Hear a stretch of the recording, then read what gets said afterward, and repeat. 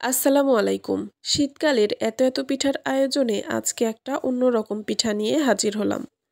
আমাদের এলাকার এই পিঠাকে বলা হয় পোড়া পিঠা। কারণ এই পিঠা আগুনে পুড়িয়েই বানানো হয়। ছোটকালে যখন এই পিঠা বানানো হতো তখন আমরা চারপাশে বসে আগুন পোহাতাম। ছোটকাল থেকেই এই পিঠার আয়োজন বানানো দেখে আসছি। আজ আবার তৈরি করা হবে, তাই ভাবলাম আজকে আপনাদের সাথে শেয়ার করি। গরম গরম এই পিঠা খেতে অনেক মজা হয়।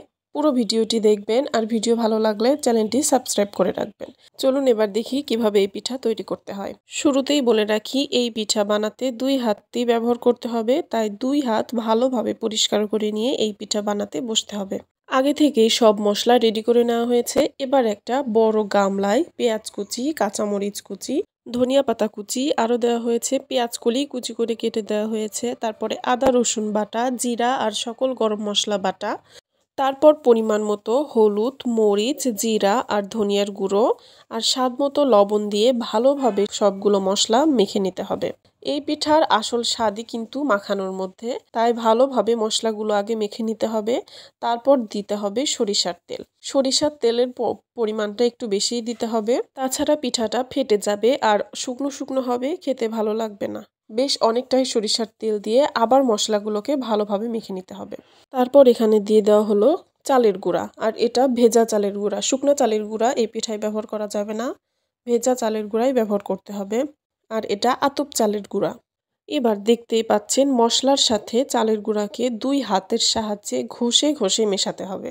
ভালোভাবে মশলাগুলো মেশানোর পরে দেখতে পাচ্ছেন কালারটাই চেঞ্জ হয়ে গিয়েছে। এবার হালকা কুসুম গরম পানি দিয়ে ভালোভাবে মিশিয়ে একটা ডো তৈরি করে নিতে হবে। একেবারে সব পানি দিয়ে দেওয়া যাবে না, অল্প অল্প করে পানি যোগ করতে হবে আর ভালোভাবে মিশিয়ে ডো তৈরি করতে হবে। চালের গুঁড়োটা এরকম ভেজা থাকা অবস্থায় একটু লবণটা চেক করে নেবেন। একটু লবণ বেশি মনে হয়েছে, তাই আবার একটু চালের গুঁড়া দিয়ে দেওয়া হলো।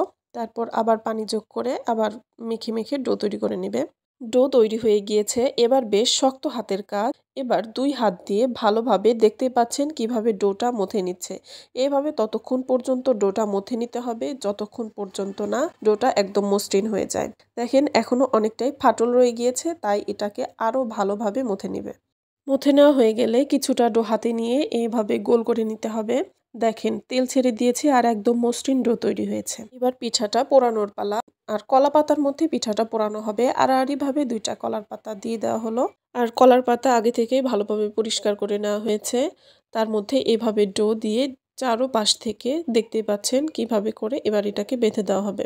অতিরিক্ত শক্ত করে বাঁধার দরকার নেই, পোড়ানোর সময় এটা এমনিতেই পুড়ে যাবে, শুধু যেন আটকে থাকে সেই জন্য এভাবে বেঁধে দেওয়া হলো। দেখেন কিভাবে বাঁধা হয়েছে। ভেতরের পাতাটা পিঠার ডোটাকে কভার করে রেখেছে। সবগুলো পিঠা কলা পাতায় মুড়িয়ে নেওয়ার পর এবার পোড়াতে হবে। এখানে একটা টিন পেতে নেওয়া হয়েছে। যদি মাটিতে পোড়ানো হয় সেই ক্ষেত্রে টিন দেওয়ার কোনো প্রয়োজন নেই। টিনের ওপর এবার চুলার গনগনে গরম আগুন দিয়ে দেওয়া হলো। আগুনের ওপর কলাপাতায় মোড়ানো পিঠার ডোগুলো দিয়ে তার উপর দিয়ে আবারও চুলার গরম আগুন দিয়ে দেওয়া হলো। এবার কিছুক্ষণ পর পর আগুনের তাপ যখন কমে যাবে তখন নতুন করে গরম আগুন ওপর নিচে দিয়ে দিতে হবে আর পিঠাগুলো উল্টে পাল্টে দিতে হবে। এইভাবে আগুন পরিবর্তন করে আর পিঠার ডোগুলো উল্টে পাল্টে দিয়ে প্রায় 1 থেকে 1.5 ঘন্টার মতো পিঠাগুলো পুড়িয়ে নিতে হবে। একটু হাত দিয়ে চেপে চেক করে দেখে নিলে হয়ে যাবে যে পিঠাগুলো নরম আছে কিনা। যদি শক্ত হয়ে যায় তাহলে বুঝতে হবে হয়ে গিয়েছে। তারপর উপর থেকে পোড়া কলা পাতাগুলো ফেলে দিয়ে পিঠাগুলো বের করে নিলে হয়ে যাবে। যেহেতু নাম পোড়া পিঠা, একটু পোড়া পোড়া হবে, এটাই স্বাভাবিক। অতিরিক্ত পোড়া অংশগুলো বটির সাহায্যে একটু ফেলে দিয়ে তারপর পরিষ্কার একটা ন্যাকড়া দিয়ে পিঠাটাকে ভালোভাবে মুছে নিতে হবে। এখন পিঠাটা কেটে নিবে। আমি দেখাচ্ছি ভেতরটা কেমন হয়েছে।